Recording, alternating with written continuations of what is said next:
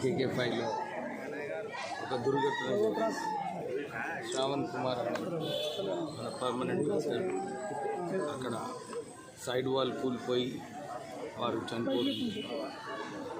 నాకు పొద్దున్న తెలుస్తేనే బయలుదేరి ఇక్కడ రావడం జరిగింది. వారి కుటుంబ సభ్యులను కలిసి పరామర్శించి ఏంటిది అని కనుక్కుంటే మన సీతారామయ్య గారు చెప్పారు, సార్ ఇది కేవలం మేనేజ్మెంట్ తప్పు. ఏదైతే పాత మెషిన్స్ ఉన్నాయో ఆ మెషిన్స్ వాడటము, ఇది కండెమ్ చేసే మెషిన్ 12 సంవత్సరాల కన్నా ఎక్కువ యూజ్ అయింది. ఆల్రెడీ ఇంటర్నల్ సర్వే రిపోర్ట్ ద్వారా కూడా దీన్ని రిప్లేస్ చేయాలని చెప్పడం జరిగింది. డెఫినెట్లీ ఇక్కడ లోకల్ మేనేజర్, జనరల్ మేనేజర్ వాళ్ళందరూ దీని బాధ్యత వహించాలి. ఎందుకంటే సరిగా మేనేజ్మెంట్లో safety wise general manager responsibility.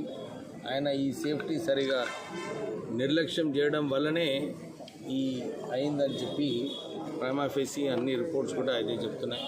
నేను సిఎండి గారితో మాట్లాడుతాను. ఇప్పుడు ఫస్ట్ అక్కడ సైట్కి వెళ్ళి చూసి ఏంది మళ్ళీ ఒకసారి రిపోర్ట్ తీసుకొని సిఎండితో మాట్లాడి ఈ సేఫ్టీ పైన ఇంకెక్కువ దృష్టి పెట్టే అవసరం ఉంది మేనేజ్మెంట్కి. మీరు మొన్న కూడా చూసాము, పాషా మైలారంలో కేవలం మేనేజ్మెంట్ నిర్లక్ష్యం వల్ల అక్కడ 53 మంది చనిపోవడం జరిగింది. ఇక్కడ కూడా ఈ ఏదైతే ఇన్ఫర్మేషన్ ఉందో ఇక్కడ సరిగా మేనేజ్మెంట్ లోపాల వలన ఈ ఇన్సిడెంట్ జరిగింది.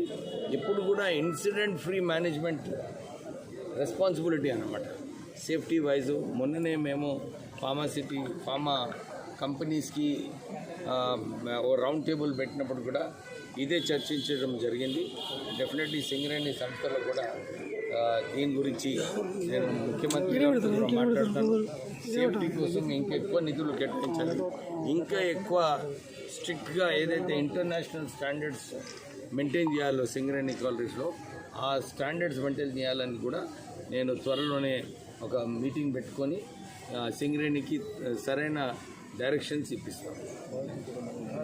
కుటుంబానికి ఏదైతే న్యాయం జరగాలో ఆల్రెడీ ఇంతకుముందు స్కీమ్ ద్వారా ₹1 వారికి వచ్చేది ఉంది, ప్లస్ అదర్ బెనిఫిట్స్ అన్నీ కలుపుకొని బాధ్యత కుటుంబానికి ఇప్పించే బాధ్యత మా అందరిది ఉంది.